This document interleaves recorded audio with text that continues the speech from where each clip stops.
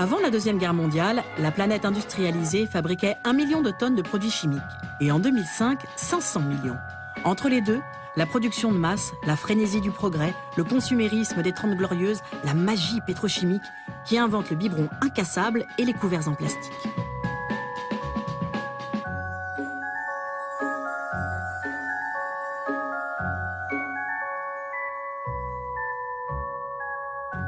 Crude oil, like everything else, is made up of billions of tiny molecules.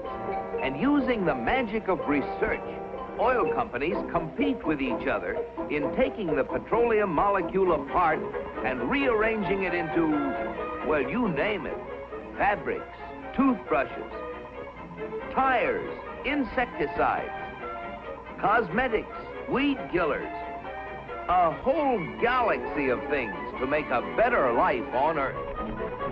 We know that there are Il y a aujourd'hui entre 80 et 85 000 substances chimiques sur le marché,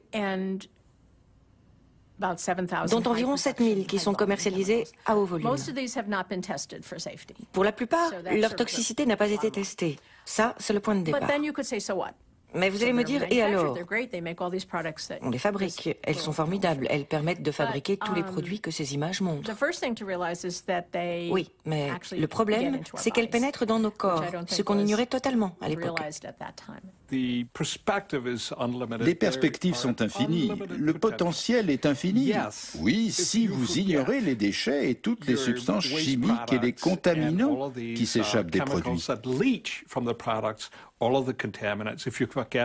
Et c'est ainsi que nous avons construit le monde moderne, en pensant que tout était innocent, jusqu'à preuve du contraire. Personne n'aurait pu imaginer que nous aurions plus de 200 produits chimiques dans le sang. Ce n'est pas parce qu'ils sont là qu'ils sont forcément toxiques, mais aucun d'entre eux n'est censé être là. Alors, d'où viennent-ils ?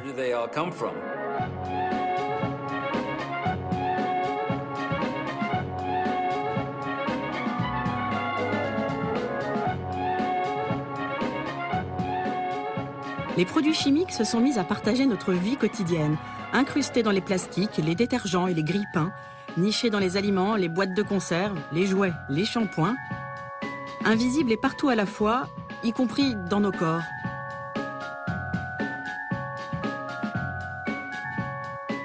So, you know, I'm old enough. I watched this kind of thing.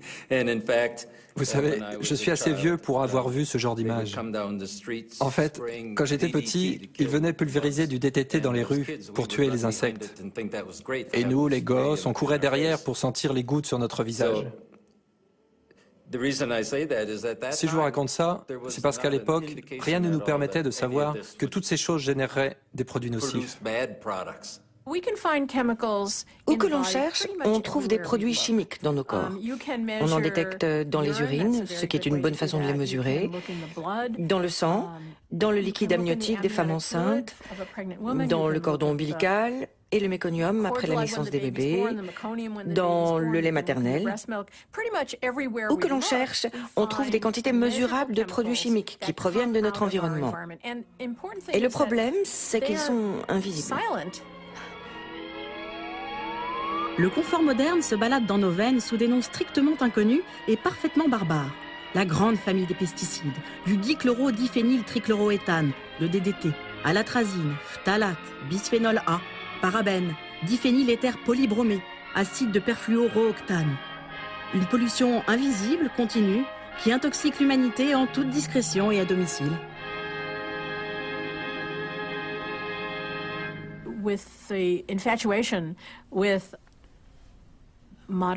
Avec l'engouement pour les produits modernes, c'est l'augmentation de la demande et de la production qui a entraîné l'invasion de nos existences par ces substances. Je pourrais vous demander, vous fumez ou vous buvez de l'alcool? Alors je pourrais connaître certaines de vos expositions. Mais si je vous demande si vous prenez des phtalates ou du bisphénol A, comment pourriez-vous le savoir?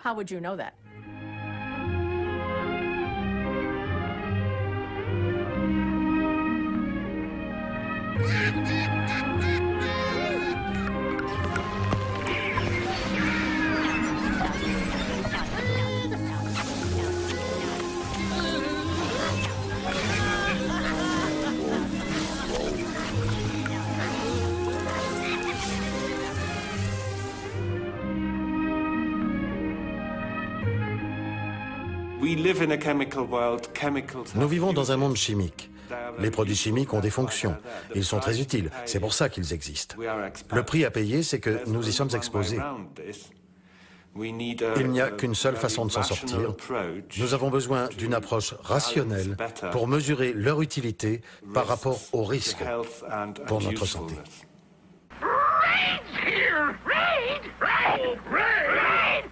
Yes, Raid. New bug killer discovery from Johnson's Wax. Use Ajax, boom, boom. The foaming cleanser. Boom, boom, boom, boom, boom. Gets things clean just like a whiz. You'll start paying the elbow tax when you start cleaning with Ajax. So use Ajax.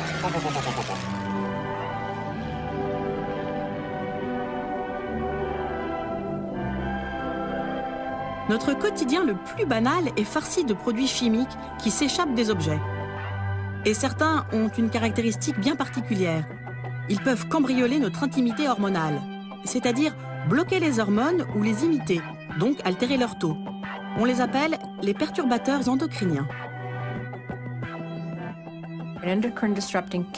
Un perturbateur endocrinien est un produit chimique qui, d'une manière ou d'une autre, interfère avec le système endocrinien, c'est-à-dire le système qui produit, régule et gère les multiples hormones du corps humain, comme l'œstrogène, la testostérone, les hormones thyroïdiennes, etc. Un perturbateur endocrinien peut influer sur la quantité d'hormones qui est produite ou qui est envoyée à telle ou telle destination, si vous voulez. Les hormones sont des messagers. Elles transportent de l'information d'un organe à l'autre. Les hormones naturelles sont fabriquées par le système endocrinien, c'est-à-dire l'hypothalamus, l'épiphyse et l'hypophyse dans le cerveau, la thyroïde, le thymus, les surrénales, le pancréas, les ovaires chez la femme, les testicules chez l'homme.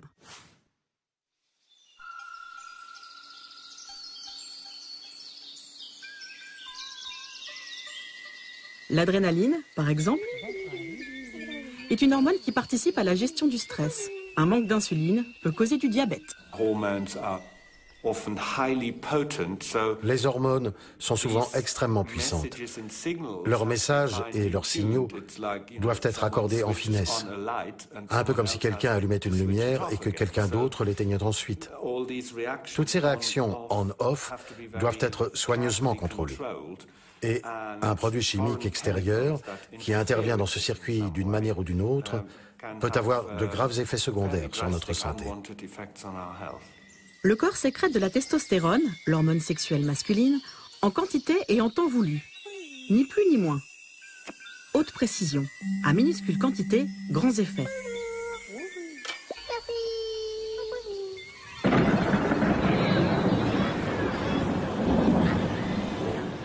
Mais les phtalates, par exemple, des perturbateurs endocriniens qu'on trouve dans les plastiques, peuvent duper le système hormonal et squatter ses mécanismes en bloquant l'action de la testostérone.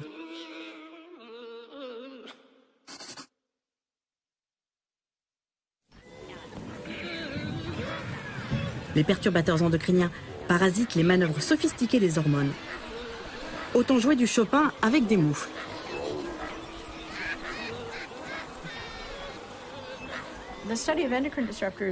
L'étude des perturbateurs endocriniens s'intéresse à ce qui peut mal tourner quand on introduit dans le corps un produit chimique qui agit sur les hormones. Un produit que, du point de vue de l'évolution, le corps n'est pas conçu pour gérer. Il y a quelque chose qui ne tourne pas rond dans notre façon de faire à nous autres, humains. On ne voit pas une chose, alors on présume qu'elle n'existe pas. Ce produit chimique sert à faire du plastique, alors allons-y. Ce produit tue les insectes, super.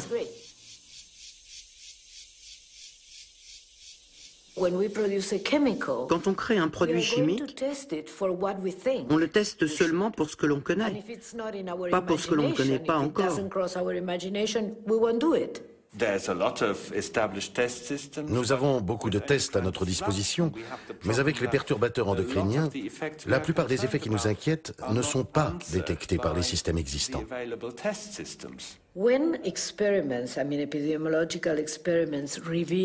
Quand des études épidémiologiques révèlent des liens entre l'exposition à un produit chimique et une maladie, c'est parce qu'on a pu séparer la population exposée de celle qui ne l'était pas. Par exemple, des gens qui pulvérisent des pesticides dans les champs comparés à des citadins.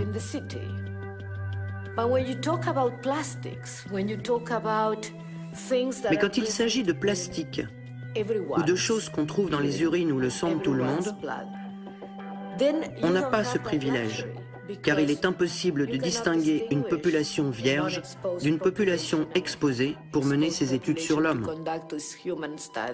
It's this rapid adaptability, together with the attractiveness, usefulness, and low cost of the plastic itself, that has made this industry one of the fastest growing in the nation's history.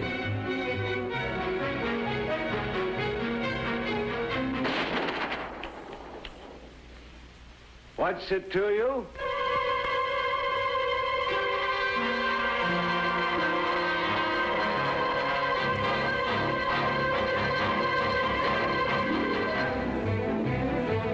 Triomphe de la chimie, le plastique a progressivement envahi notre quotidien. La production des 10 dernières années dépasse celle de tout le XXe siècle. Mais le plastique recèle plusieurs types de perturbateurs endocriniens. Rendu célèbre par sa présence dans les biberons, le bisphénol A a pour inconvénient d'imiter l'œstrogène, l'hormone sexuelle féminine.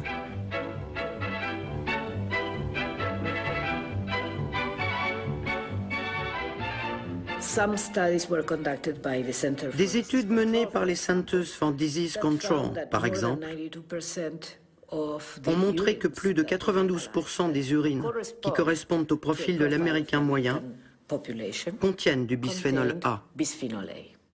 Le bisphénol A sert à fabriquer du polycarbonate et des résines époxy. Ingrédients des circuits imprimés, essuie-tout, vaisselle en plastique, prises, revêtements de sol, petits et gros électroménagers, réfrigérateurs, lave-linge, micro-ondes, mixeurs, aspirateurs, lave-vaisselle, meubles métalliques, tickets de caisse, de parking, d'avion, etc.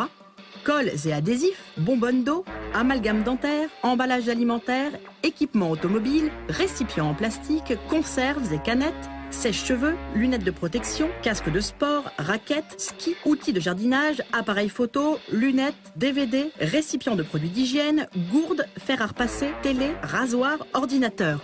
En France, il est interdit dans les biberons.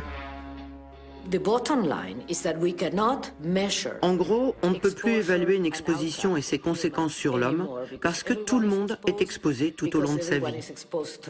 Et parce qu'on ne peut pas prendre en compte cette exposition quotidienne à l'échelle d'une vie pour établir un lien de cause à effet. Nous devons donc nous reposer sur les études sur l'animal.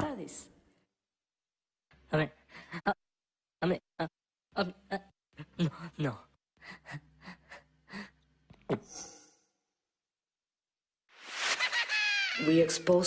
Nous avons exposé des animaux in utero, au moment du développement du fœtus, à des doses infimes de bisphénol A. Puis nous avons suivi leur développement.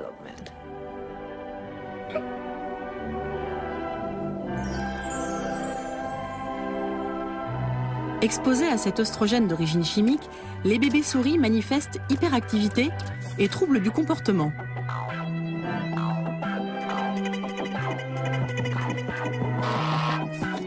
Puis, en grandissant, deviennent obèses, développent des tumeurs des glandes mammaires et de la prostate, entre autres. Maintenant, nous avons la preuve que si l'on expose des rats et des souris à des doses infimes de bisphénol A, comparables à notre exposition environnementale, on augmente le risque de cancer. Et à des doses plus élevées, on provoque un cancer à coup sûr.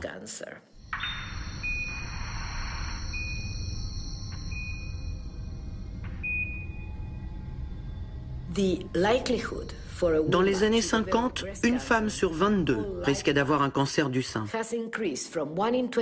Aujourd'hui, c'est une femme sur 7, 3 fois plus. Ce n'est pas le résultat d'une modification de notre composition génétique. La période est trop brève. Cela ne peut être dû qu'à l'environnement. On se demande depuis longtemps si les maladies sont dues aux gènes ou à l'environnement. Et maintenant, nous savons que les deux en sont responsables.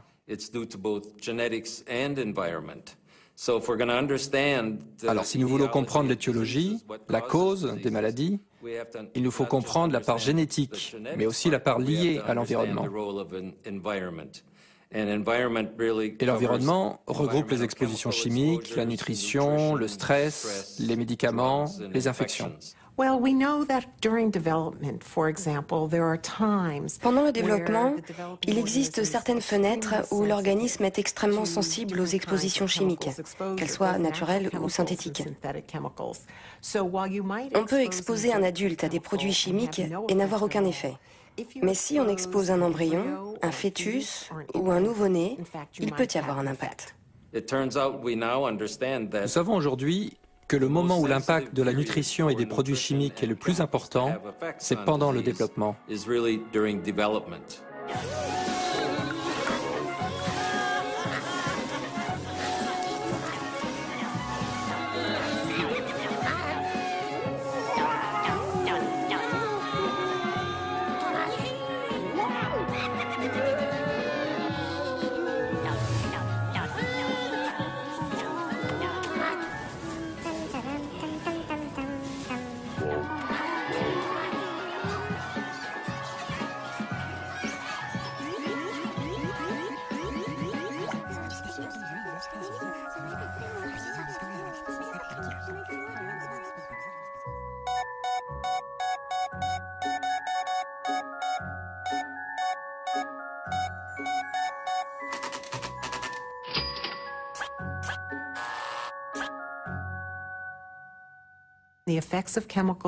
Les effets des produits chimiques vont dépendre du moment, de la dose, mais aussi de qui est exposé. Les substances sont seulement là quelques jours pendant le développement et disparaissent. Puis, plus tard dans la vie, après une longue période de latence, ces maladies se manifestent. Cela s'appelle les origines développementales des maladies. Nous pensons que l'origine de presque toutes les maladies d'aujourd'hui se situe au moment du développement. Chez les rats et les souris, en tout cas, c'est exactement ce qui se passe. Exposés pendant la grossesse à des perturbateurs endocriniens, ils développent hyperactivité et déficit d'apprentissage, résistance à l'insuline, prise de poids. Chez les femelles, cancer des glandes mammaires, anomalie des ovaires. Chez les mâles, cancer de la prostate, infertilité, anomalies génitales comme la descente incomplète des testicules dans les bourses.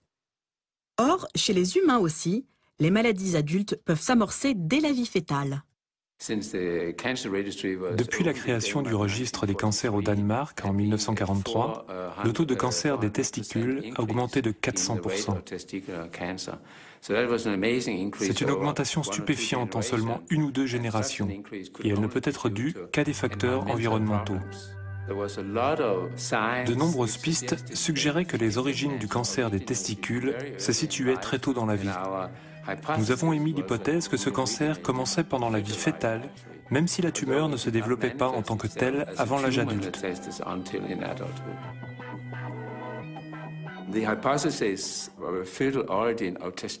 Cette hypothèse d'une origine fétale du cancer des testicules a maintenant reçu l'appui de nombreuses études menées dans le monde. Et il se trouve que ce cancer est associé à d'autres anomalies des testicules.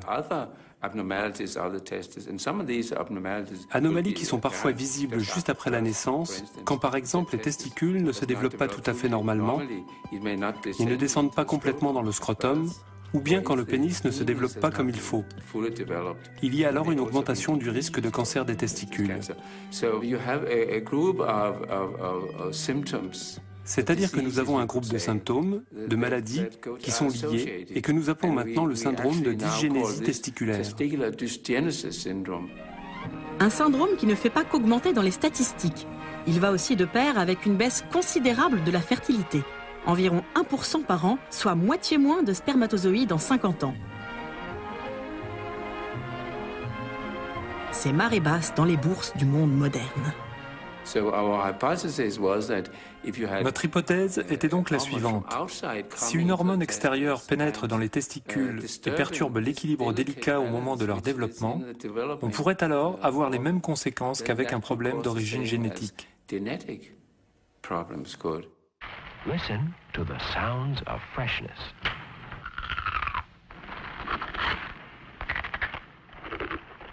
Parmi les suspects, certains pesticides qui imitent les oestrogènes, mais aussi des ingrédients du plastique qui ont la fâcheuse propriété de bloquer la testostérone. Au cours de cette recherche, nous avons découvert de nouveaux circuits dans notre organisme et des effets qui n'étaient pas reconnus auparavant. Un bon exemple, les plastifiants, certains phtalates. Il se trouve qu'ils interfèrent avec l'action des hormones sexuelles masculines pendant la vie fétale. Les phtalates. Nous y sommes tous exposés, via le plastique PVC et les rideaux de douche, revêtements plastifiés, tapis de sol, détergents, sprays, tissus imperméables, ballons, films alimentaires, fenêtres, adhésifs écoles, motifs sur vêtements, parfums, cosmétiques comme les rouges à lèvres et vernis à ongles, médicaments, shampoings, après-rasage, gel et lac pour cheveux, gants, Zodiac, jouets, matériel hospitalier, tongs, bottes, baskets, semelles, câbles et fils, insecticides, jusqu'aux tuyaux d'arrosage. À l'origine, au tout début de l'embryon, l'appareil génital est neutre, sexuellement neutre. Puis il se développe, il se différencie et devient féminin ou masculin. En fait, il est féminin par défaut. Car sans l'intervention de la testostérone, l'appareil génital reste féminin. Donc, la quantité de testostérone et le moment précis de son intervention sont absolument cruciaux pour enclencher toute une cascade de changements qui donneront naissance aux organes génitaux masculins type. Si cette testostérone n'est pas là, ou qu'il n'y en a pas assez, ou qu'elle arrive au mauvais moment, tout ce processus peut être perturbé. Et c'est exactement ce que font les phtalates. Il existe un marqueur très important pour les toxicologues qui travaillent sur des rongeurs.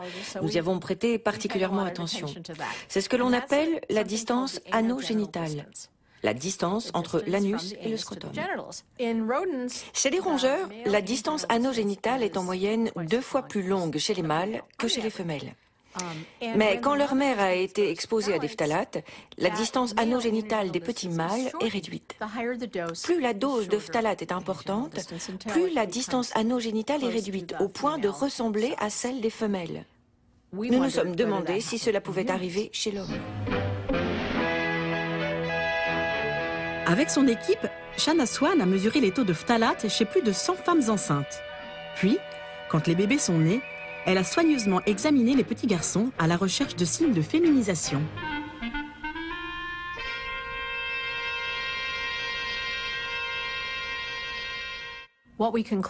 Conclusion, certains phtalates, 2 en particulier, nous préoccupent.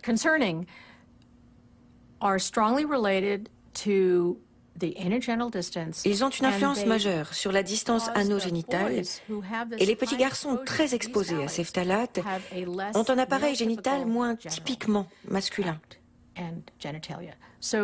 Car leur distance anogénitale est réduite, leurs pénis sont plus petits et leurs testicules sont plus susceptibles de ne pas descendre complètement dans le scrotum. Ce sont les 3 caractéristiques externes du syndrome phtalate que nous avons pu constater chez eux.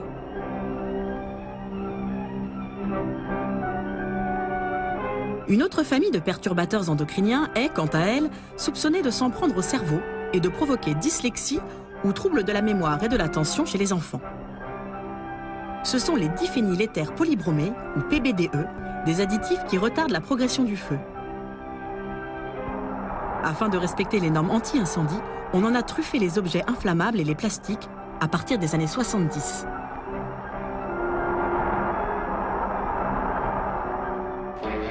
Les PBDE se nichent dans les moquettes et tapis, lave-linge, cuisinières, hôtes, grille-pain, réfrigérateurs, batteurs, fer à repasser, lave-linge, micro-ondes, matelas, oreillers, radio-réveil, tuyaux, tentes, peintures, tissus d'ameublement et leur rembourrage, canapés, rideaux, chaises de bureau, Circuits imprimés, fax, ordinateurs, imprimantes, les emballages de tout cela, ampoules, prises, câbles, piles, équipements de voiture, autoradio, batteries, ventilateurs, sèche-cheveux, aspirateurs, fer à friser, téléphone, téléviseur, télécommande, lecteur DVD, chaîne, radio, etc., etc.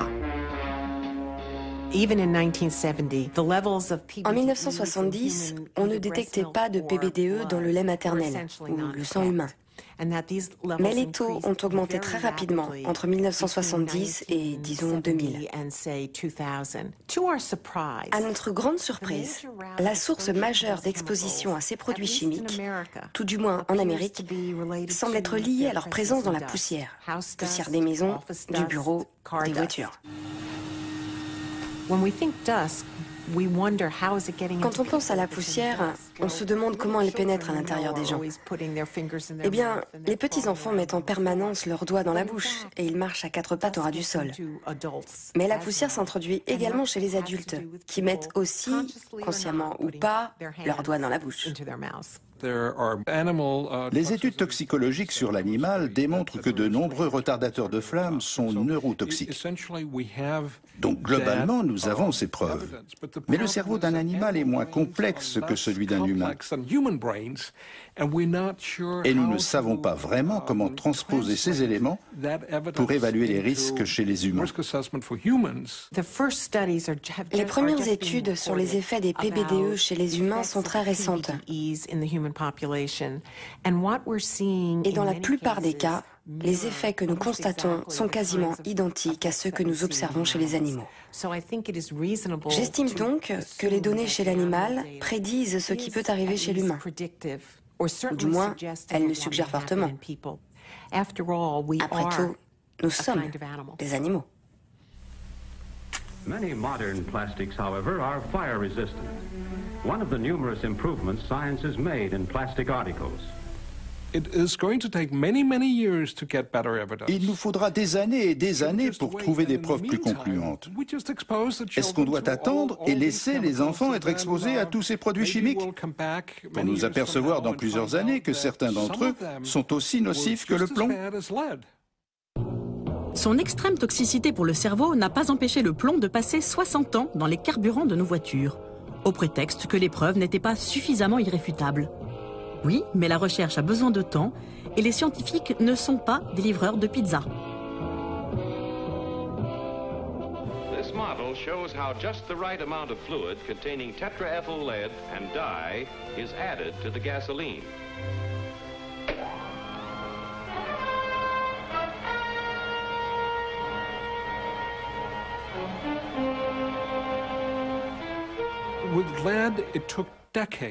Avec le plomb, il nous a fallu des décennies pour prouver que les enfants souffraient d'effets secondaires au niveau du développement de leur cerveau.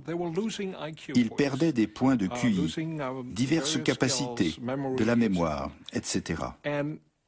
Il nous a fallu des décennies pour réunir ces informations. Et c'est seulement maintenant que nous comprenons que le plomb est si toxique que globalement, tout le monde, en France et en Europe, est exposé à des taux que nous pouvons considérer comme nocifs, même aujourd'hui. En fait, cela a eu un impact négatif sur le cerveau de toute une génération d'enfants. Tous les gens qui sont nés dans les années 60 et 70 ont été plus ou moins affectés par cette pollution.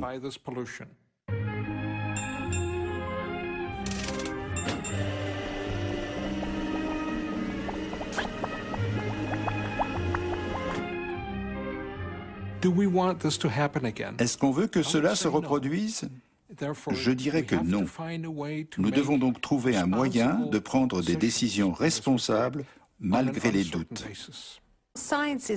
La science n'est jamais sûre à 100%. On doit toujours prendre des décisions en dépit des incertitudes.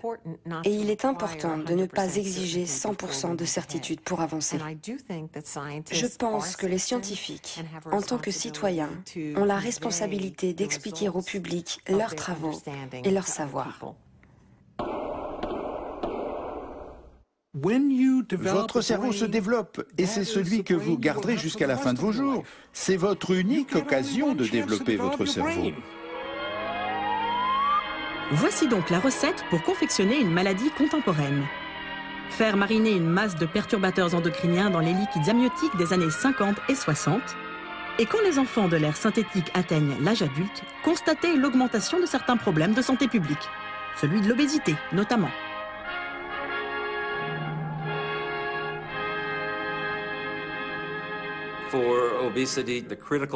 Avec l'obésité, le facteur crucial est le rapport entre ce que vous mangez et votre activité physique. C'est évidemment important puisque cela détermine votre équilibre énergétique. Mais nous pensons qu'il n'y a pas que cela.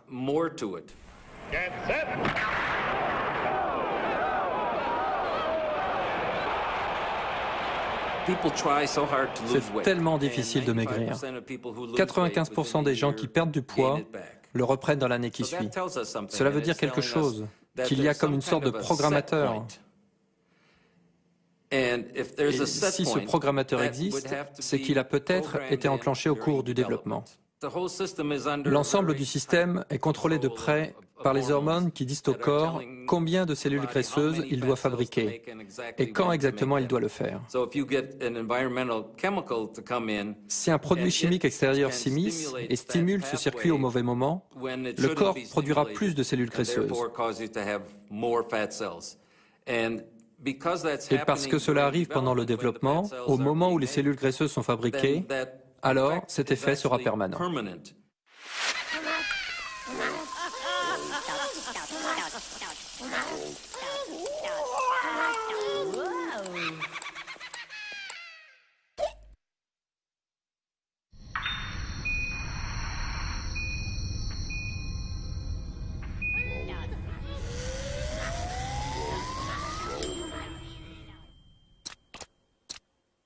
Le produit chimique est parti depuis longtemps, mais son effet, lui, dure pour toujours. Nous pensons que les perturbateurs endocriniens stimulent le processus de transformation des cellules souches en cellules graisseuses. Il y aura alors plus de cellules graisseuses et elles auront tendance à vouloir se remplir de graisse. Une dizaine de substances peuvent rendre rats et souris obèses, même à faible dose. Plusieurs pesticides, le bisphénol A et l'acide de perfluorooctane, qu'on trouve notamment dans les revêtements type téflon. Aujourd'hui, la liste n'est pas longue, parce que ce nouveau domaine de recherche n'existe que depuis 5 ans. Mais il semblerait qu'à chaque fois que l'on augmente la quantité d'œstrogène pendant le développement, cela prédispose à l'obésité.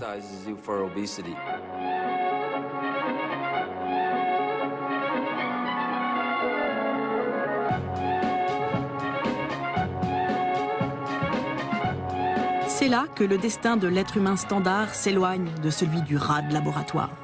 Nous sommes exposés à des perturbateurs endocriniens qui imitent les oestrogènes, bloquent la testostérone ou perturbent les hormones thyroïdiennes, à de très faibles doses, certes, mais tous les jours, toute la vie et surtout en même temps.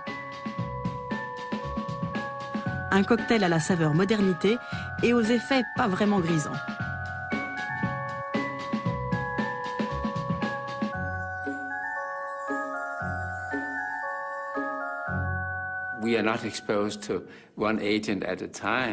Nous ne sommes pas exposés à un seul produit à la fois. Vous et moi sommes exposés chaque jour à peut-être des milliers de substances chimiques, ou au moins à des centaines.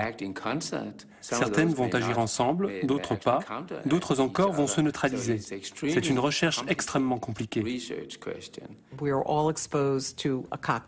Nous sommes tous exposés à un cocktail. Alors quand on identifie un produit chimique qui pose problème, on a besoin de comprendre comment il peut nous affecter de façon isolée et aussi comment il peut nous affecter quand il est en présence d'autres produits chimiques. Donc aujourd'hui, les scientifiques étudient les mixtures de produits chimiques pour essayer de comprendre leur impact.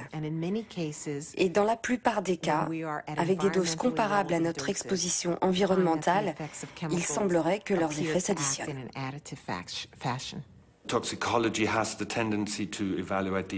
La toxicologie a tendance à évaluer les effets des produits chimiques de façon isolée. À chaque produit, ses effets. Mais que se passe-t-il quand plusieurs produits agissent ensemble? Cette question a été longtemps négligée. C'est là que nous avons apporté une contribution. À savoir que plusieurs produits chimiques à très faible dose peuvent avoir un effet important.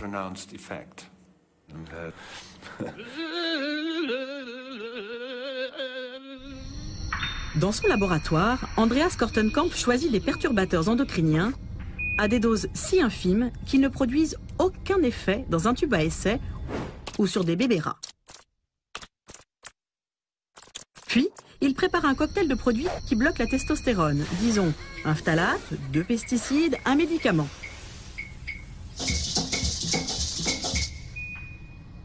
Et là, ces doses censées être inoffensives réduisent la distance anogénitale et provoquent malformation du pénis et des testicules.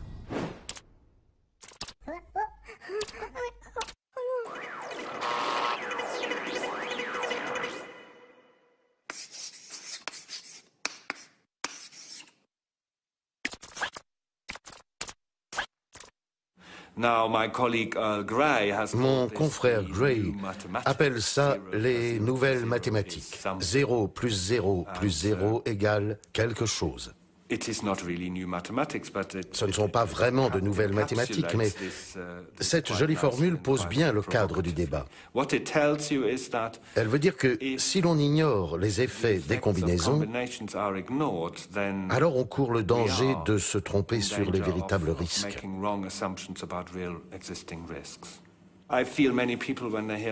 Quand ils entendent parler des mixtures, les gens se mettent la tête entre les mains en disant « Ouh, c'est trop compliqué, trop de produits, par où commencer ?» Mais je pense que nous pouvons aujourd'hui apporter un peu d'ordre dans ce chaos apparent en expliquant que la plupart de ces effets sont calculables et que nous avons désormais des outils qui nous permettent d'identifier les produits qui contribuent le plus aux effets des mixtures. Les implications de notre travail pour la régulation et l'évaluation des risques sont très importantes. Il n'y a aucun doute que la prise en considération des effets des mixtures fait grimper les estimations de risque.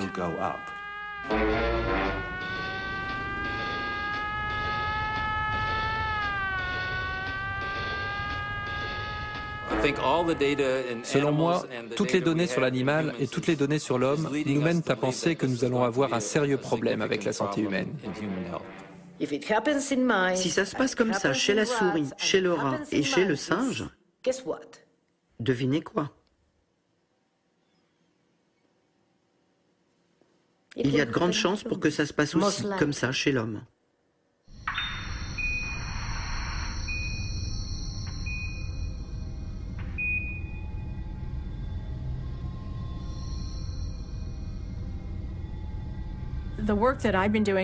Mes confrères et moi travaillons sur cette question depuis maintenant 20 ans. Et nous accumulons de plus en plus de preuves qui montrent leurs effets sur l'organisme, et sur celui du fœtus en particulier. Des effets qui semblent liés à certaines tendances inquiétantes pour la santé. Et les tendances dans les pays riches depuis une cinquantaine d'années, elles ont comme un air de déjà-vu. Les anomalies de l'appareil génital masculin ont doublé. Le cancer des testicules est devenu le premier cancer chez l'homme jeune. La fertilité s'est effondrée de moitié. Le cancer de la prostate a, lui, quadruplé. Côté femme, il n'y a pas que le cancer du sein. Chez les fillettes américaines, les premiers signes de puberté apparaissent déjà entre 8 et 9 ans. Chez les adultes, le syndrome des ovaires polykystiques, l'endométriose et les fausses couches perturbent la fertilité. Un enfant européen sur 5 et plus d'un adulte sur 10 est obèse. Le diabète augmente de 5% par an. Il y a aussi les maladies cardiovasculaires, les altérations du système immunitaire, l'asthme et les problèmes thyroïdiens. Sans oublier l'hyperactivité, les déficits d'apprentissage et les troubles du comportement qui semblent augmenter chez les enfants. C'est-à-dire les mêmes maladies, ou presque, que celles des animaux de laboratoire exposés aux perturbateurs endocriniens.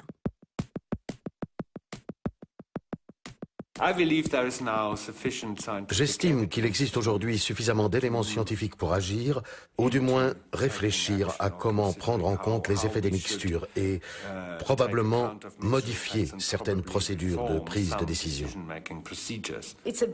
Nous avons créé un problème très grave et nous devons y faire face. Cela étant dit, les Européens ont inventé le principe de précaution, qui est un outil formidable. Alors pourquoi on ne s'en sert pas? Dites-moi pourquoi. À l'exception notable du Danemark, qui édite un guide à l'intention des femmes enceintes, les pouvoirs publics ne sont ni très réactifs ni très bavards sur la question. Alors les gens sont contraints de bricoler des solutions dans leur coin à partir de bribes d'informations. Impossible de savoir s'il y a des phtalates dans ses tongs, du bisphénol A dans son rasoir ou des PBDE dans la télécommande. Et les étiquettes, quand elles existent, restent souvent incompréhensibles pour le commun des mortels. C'est maintenant notre combat quotidien d'essayer de repérer où se trouvent ces produits chimiques pour informer les gens et les aider à réduire leur exposition.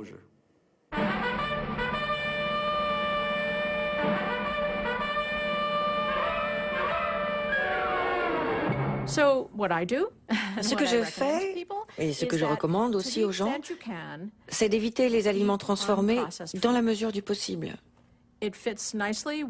Ça colle avec cette idée de manger simple et local, d'aller au marché, de manger bio, car il y a aussi des phtalates dans les pesticides. Et puis, ne pas rapporter chez soi des trucs dont on n'a pas vraiment besoin. Avez-vous réellement besoin de tous ces gadgets, de tout ce plastique, de tout ce PVC? Pourquoi ne pas acheter un jouet en bois plutôt qu'un jouet en plastique? Nous devrions être prudents avec les tuyaux en PVC.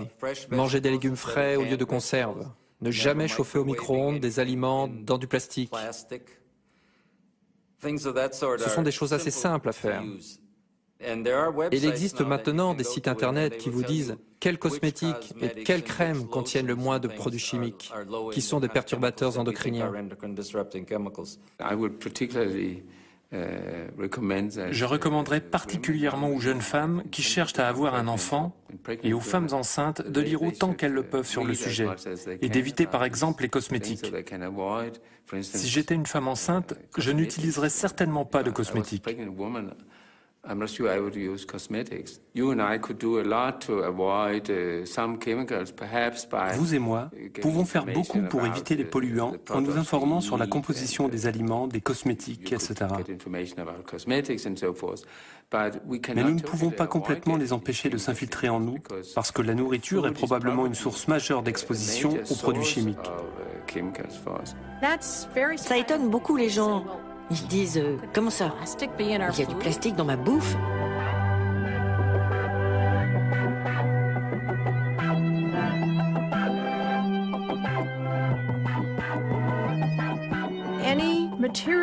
Tous les matériaux qui entrent en contact avec les aliments au stade de la fabrication, de l'emballage, du transport, du stockage, de la préparation, tous ces matériaux vont permettre au PVC de se dégager dans la nourriture.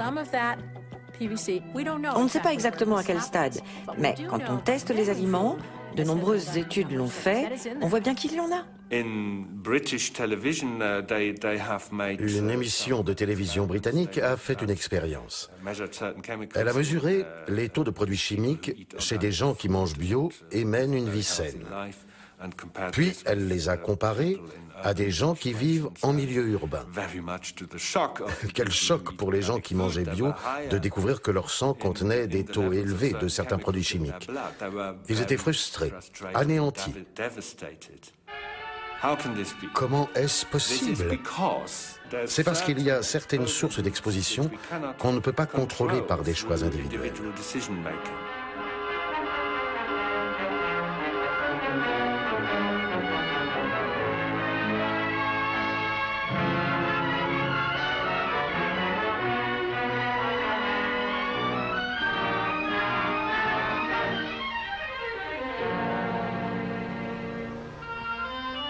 Même armé de la meilleure volonté du monde, impossible de se protéger totalement de cette grande invasion chimique. à moins de revenir à l'état de nature, de retourner vivre dans des grottes ou de rejoindre une communauté amish comme il en existe aux États-Unis. Nous avons étudié une petite communauté près d'ici. Ils n'utilisent pas de plastique, ils cultivent leur propre nourriture et ils n'ont pas de voiture, car il y a aussi des phtalates dans les voitures. Leurs taux de phtalates et de bisphénol A sont très bas. Une femme avait un phtalate à un taux plus élevé parce qu'elle utilisait de la laque pour cheveux, même si elle n'était pas vraiment censée le faire. Mais on l'a vu dans ses urines. Ils n'ont pas de voiture, mais 2 femmes qui étaient montées en voiture peu de temps auparavant avaient aussi des taux plus élevés. Nous savons donc qu'en étant un peu extrêmes, on peut les éliminer. Ils ne sont pas persistants, comme le DDT. Il est impossible que les choix individuels vous protègent des expositions aux produits chimiques. C'est pourquoi nous avons tant besoin d'une politique régulatrice concertée pour nous protéger. On ne pourra pas s'en passer. Dans notre travail, nous essayons d'être aussi proches que possible des autorités régulatrices et nous produisons les meilleures données possibles. Mais nous ne pouvons pas leur dicter leur conduite.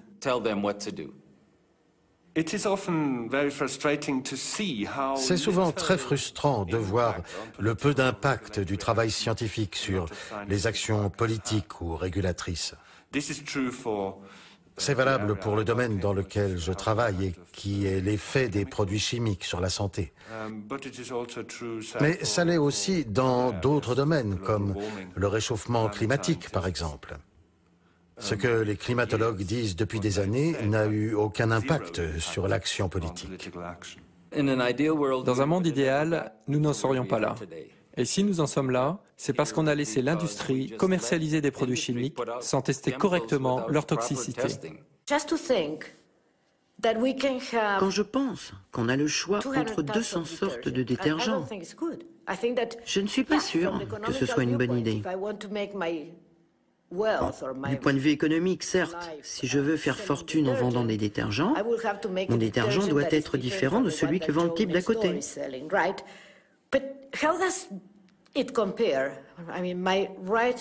Mais peut-on vraiment comparer mon droit de gagner ma vie et le droit des gens à ne pas être intoxiqués? Nous devons faire certains choix qui relèvent de droits fondamentaux. C'est contre-productif d'entamer ce dialogue en disant des industriels ou des responsables qu'ils sont vilains ou de s'en prendre à eux personnellement. C'est le système qui veut ça. Hello, I'm Mr. Money.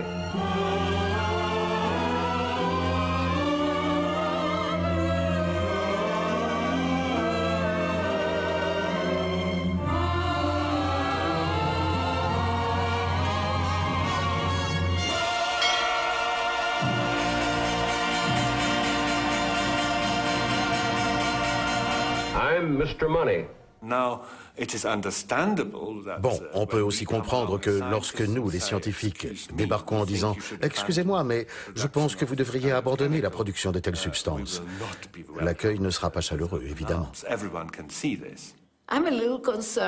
Je suis un peu préoccupé par le fait que nous allions tout droit vers notre propre extinction à force d'arrogance. C'est une mauvaise association, l'arrogance et l'ignorance. Yes, chemistry has changed the world we live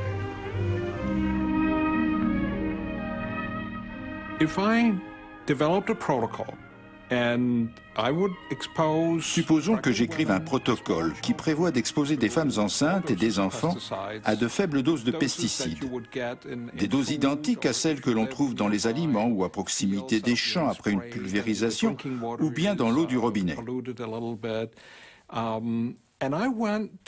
Et qu'ensuite, je vais voir les membres du comité d'éthique de mon université pour leur demander « Puis-je faire cette expérience, s'il vous plaît ?» Ils me répondront « Vous êtes cinglé. »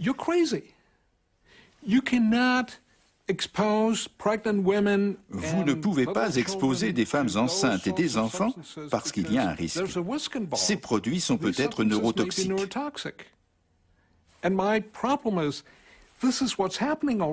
Et pourtant, c'est exactement ce qui est en train de se passer. Alors, voici ma conclusion personnelle. Il n'y a aucune éthique dans nos agissements. Et cette expérience dont en fait nous faisons tous partie est dépourvue d'éthique. Il faudra la détermination de toute la société pour changer les choses. Je suis confiante. Nous pouvons y arriver, mais à condition que tout le monde comprenne que notre façon de faire ne fonctionne plus. Oui, c'est un changement radical. In this new world of industrial chemistry, the horizon is unlimited. Unexplored potentialities beckon. Hidden secrets of nature sound a call to this young man, the industrial chemist, the pioneer of tomorrow.